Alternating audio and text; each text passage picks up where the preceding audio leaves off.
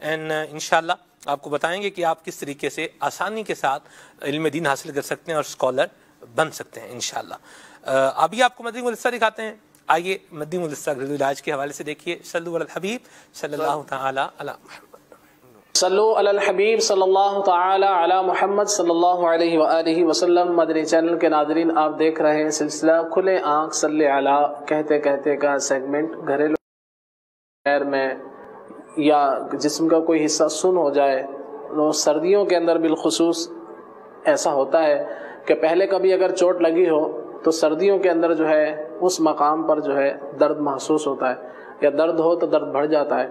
تو انشاءاللہ عز و جل یہ جو ہم آئل بنانے کا طریقہ آپ کو مختصر بھی ہے، جامع بھی ہے، بہت مجرب ہے، فائدہ مند ہے، تو انشاءاللہ عز و جل بنانا بھی آسان ہے۔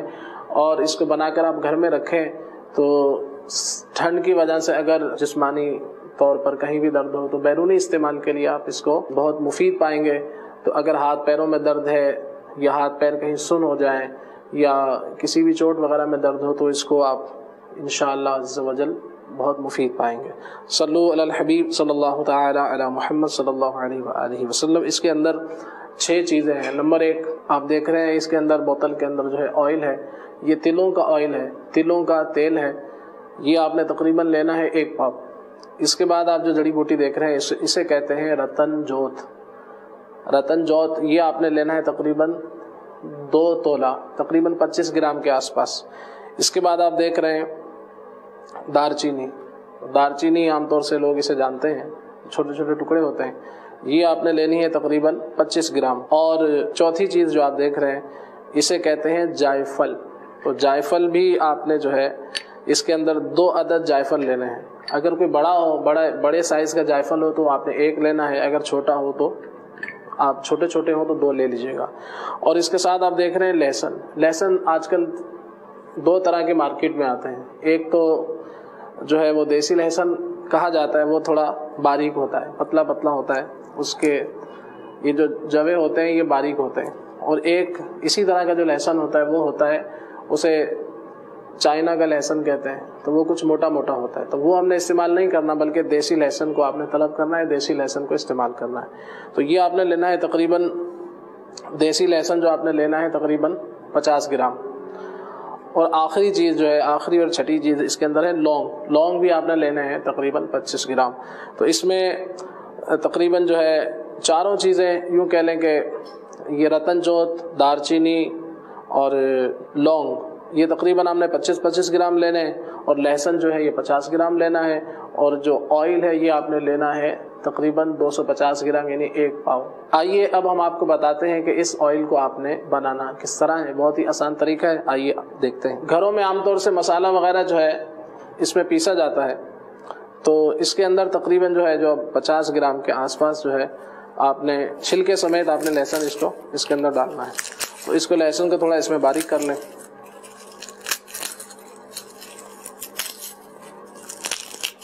یہ تمام چیزیں جو بیان کی گئی ہیں لہسن سمیت، ان تمام کو جو ہے آپ تھوڑا موٹا موٹا جو ہے اسی کے اندر کوٹ لیں۔ تو یہ آپ تھوڑا اس کو موٹا موٹا کوٹ لیں گے تو اس کے فوائد جو ہے زیادہ حاصل ہو سکیں گے۔ رسول پاک کی دکھیاری امت پر عنایت کر۔ یہ ہم نے موٹا موٹا کوٹ لیا ہے، اور ایک اپنے پاس اس طرح کا برتن رکھیں جس کے اندر آپ نے اس آئل کو پکانا ہے۔ یہ آپ اس کے اندر اس کو برتن میں ڈالیے۔ اس کے بعد آپ نے 2 عدد، یہ چھوٹی جائفل ہو تو 2 عدد جو ہے اس کا سب سے پہلے چھلکا اتارنا ہے۔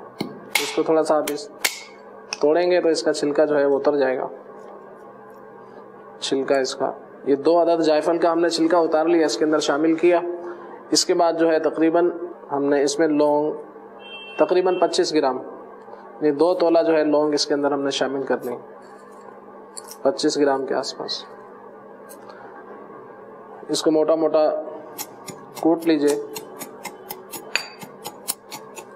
اور تقریباً 25 گرام کے آس پاس ہی ہم نے اس کے اندر دارچینی شامل کرنا۔ مریضوں غم زدوں آفت نصیب یہ سب سے پہلے ہم نے 50 گرام کے آس پاس جو ہے لہسن کو موٹا موٹا کوٹ کر اس کے اندر شامل کیا. پھر اس 25 گرام جو ہے تقریباً لونگ، 2 عدد چھوٹی جائفل اور 25 گرام جو ہے دار چینی کو ہم نے موٹا موٹا کوٹ لیا ہے. باقی آخری جو چیز تھی اس کے اندر وہ ہے جڑی بوٹی کے حساب سے وہ ہے رتن جوت. تو اس کو ہم نے تقریباً آخر میں جو ہے شامل کرنا ہے. جب یہ ہم آئل وغیرہ ڈالیں گے اور کچھ دیر اس کو تقریباً 20 منٹ کے آس پاس ہلکی آنچ پر اس کو ہم نے پکانا ہے. تو جب آخری 5 منٹ رہ جائے تو پھر ہم نے اس کے اندر رتن جوت جو ہے تقریباً 25 گرام کے آس پاس شامل کرنی ہے. تو یہ موٹا موٹا کٹ چکا ہے تو ہم اس کے اندر اس کو شامل کریں. اور یہ تقریباً 1 پاؤ کے آس پاس یعنی 250 گرام یہ ہے تلوں کا آئل ہے، اس کو اس کے اندر ہم نے شامل کرنا ہے. آئیے اب اس کو ہم جو ہے کچھ دیر جو ہے تقریباً 20 منٹ کے آس پاس ہلکی آنچ پر ہم اس کو چولہے پر پکاتے ہیں. رسول پاک کی دکھیاری امت پر عنایت کر، مریضوں غم زدوں آفت نصیب. یہ آپ دیکھ رہے ہیں کہ ہم نے تقریباً اس کے اندر سبھی چیزیں ڈال کر اور ایک چیز جو ہے وہ روک لی تھی، اس کا نام ہے رتن جوت. رتن جوت کو ہم نے آخری یعنی کہ جب 20 منٹ اندازاً اس کو پکانا ہے، جب 15 منٹ آپ پکا لیں، 15 منٹ اس کو پکا لیں تو پھر جو ہے آپ اس کے اندر جو ہے رتن جوت کو شامل کرنا ہے. یہ خیال رکھنا ہے کہ اس کو ہلکی آنچ پر ہم نے پکانا ہے اور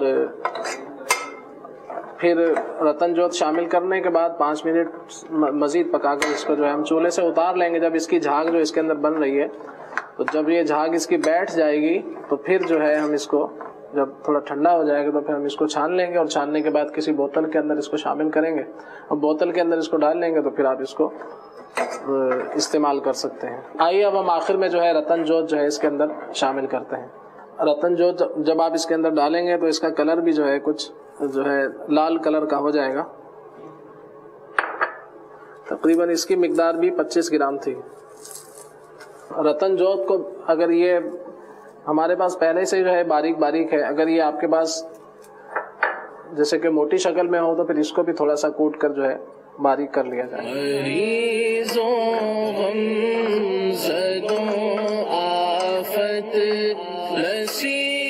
ہمارا آئل جو ہے الحمدللہ جو ہے تیار ہو چکا ہے. تو آئیے اب اس کو جو ہے ہم چھانتے ہیں.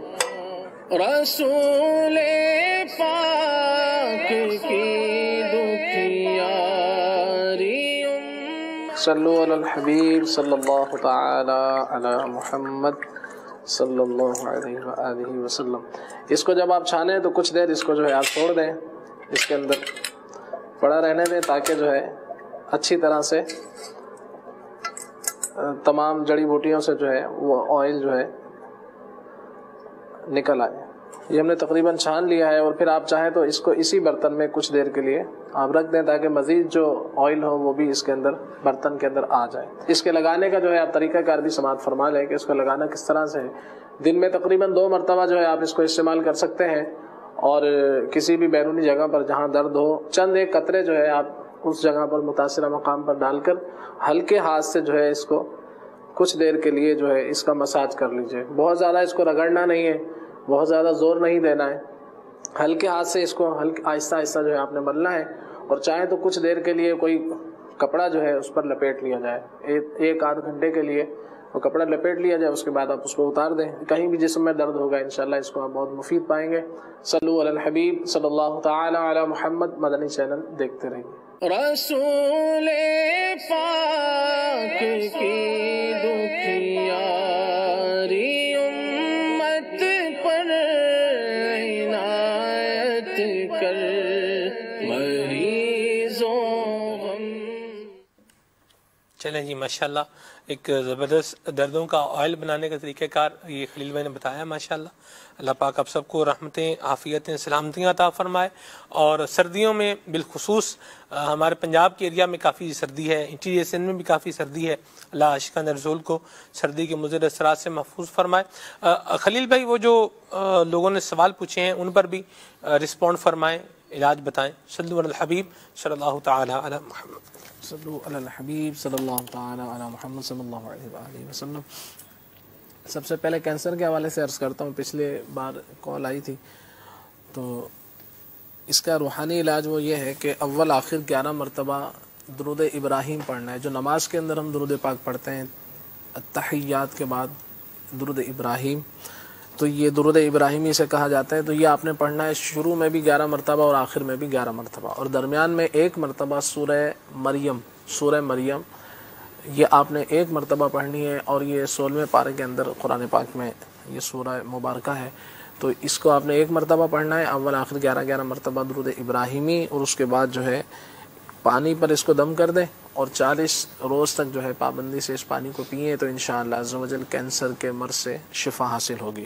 اگر یہ نہ کر سکیں تو پھر کم از کم یہ دوسرا علاج ایک اور ہے جو اس سے، یعنی کہ یا رقیب 100 مرتبہ آپ نے پڑھنا ہے، یا رقیب 100 مرتبہ، اور اول آخر کوئی سا بھی درود پاک 11 مرتبہ، اور پھر یہ پڑھ کر آپ نے جو ہے مریض پر دم کرنا ہے۔ اگر زخم وغیرہ ہے کہیں تو اس کے اوپر بھی آپ دم کر سکتے ہیں، اور اگر ایسا زخم ہے کہ اس پر جو ہے آپ ڈاکٹر کی اجازت سے آئل وغیرہ لگا سکتے ہیں، تو سرسوں کے آئل پر اس کو دم کر کے، اور پھر یہ آئل بھی جو ہے آپ اس زخم پر آپ لگائیں تو انشاءاللہ اس سے فائدہ ہوگا، اور پانی پہ دم کر کے بھی پلائیں اور اس مرض پہ بھی جو ہے دم کریں تو انشاءاللہ عزوجل فائدہ حاصل ہوگا۔ اور بے اولادی کے حوالے سے پوچھا گیا تھا، تو اس کے مختلف اسباب ہوتے ہیں، اس پر بھی غور کیا جائے۔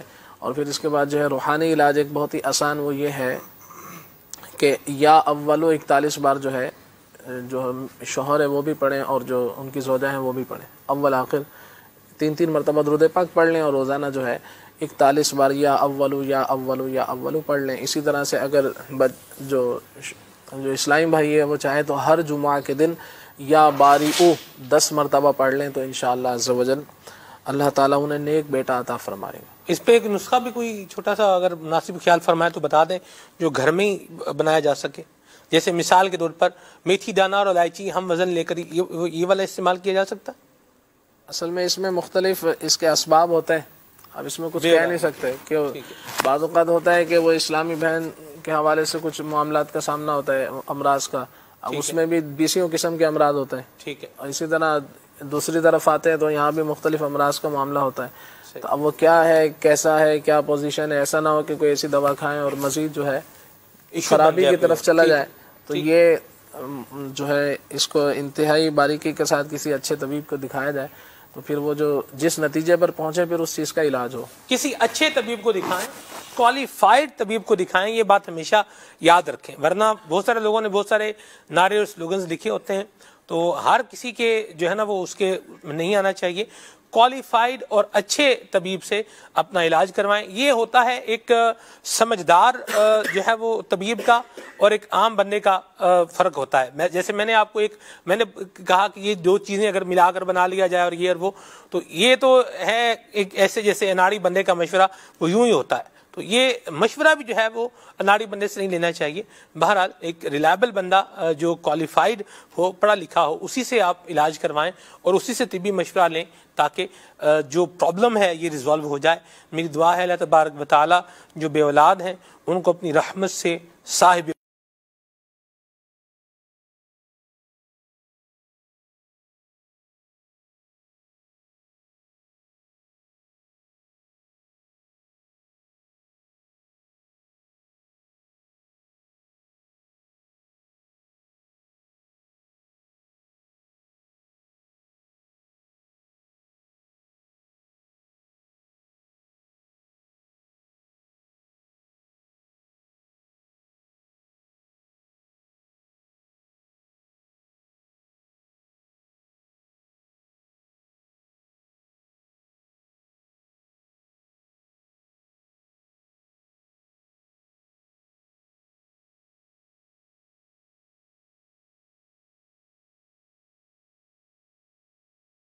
اولاد فرمائے اور انہیں ان کی اولاد کا سکھ بھی عطا فرمائے۔ اولاد بعض اوقات مل جاتی ہے لیکن پھر بندہ کہتا ہے یہ نال تو نہ ہی ہوندی چنگا سی، یعنی اس سے بہتر تو تھا کہ اولاد ہوتی ہی نہ، تو ایسی اولاد سے اللہ تعالیٰ محفوظ فرمائے اور مامون فرمائے۔ سکھ والی اولاد، چین والی اولاد، زندگی